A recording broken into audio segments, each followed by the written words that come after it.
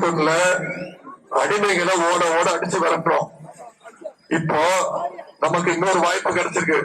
அடிமைகளுடைய owners, அடிமைகளுடைய எஜமானர்கள், agent, 2 பேரும் ஒண்ணுதான். இப்போ நான் கேட்கிறேன்ல, எய்ம்ஸ் மருத்துவமனை எங்கன்னு கேட்கிறேன்ல, ஏன் வரலன்னு கேட்கிறேன்ல, இதுக்கு யாருக்கு கோவம் வரணும், யாருக்கு பதில் சொல்லணும்? 29 பைசா தானே பதில் சொல்லணும், அவர் தானே பொறுப்பு. ஆனா அவர் பதில் சொல்றாரா? அவரு கோவம் வருதா? யாரு கோவம் வருது? ஒரு மாநில தாங்கி பயணிச்சாலே கோவம் வருது. ஏன் இவரு திட்டா அவரு கோவம் வருது? தேர்தலுக்கு பிறகு சேர்ந்துருவாங்க, தேர்தலுக்கு பிறகு 2 பேர் சேர்ந்துருவாங்க. ஏன்னா இவரோட அடிமைதான் அவரு.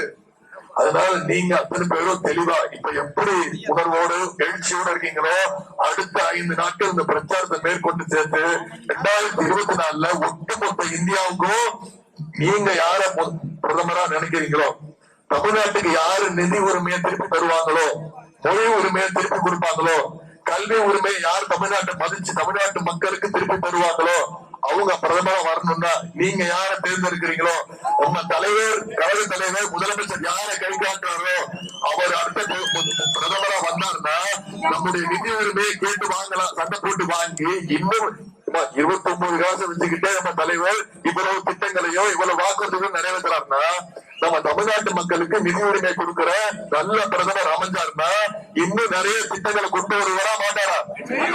மக்களுக்கு கொண்டு போய் சேர்க்கிறீங்களா?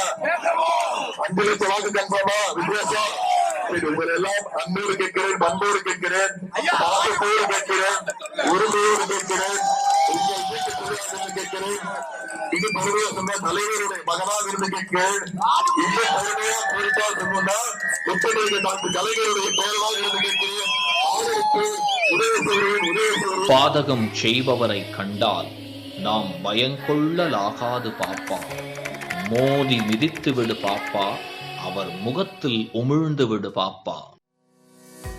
அண்மை செய்திகளை உடனுக்குடன் தெரிந்து கொள்ள இணைந்திருங்கள் இயம்நாடு.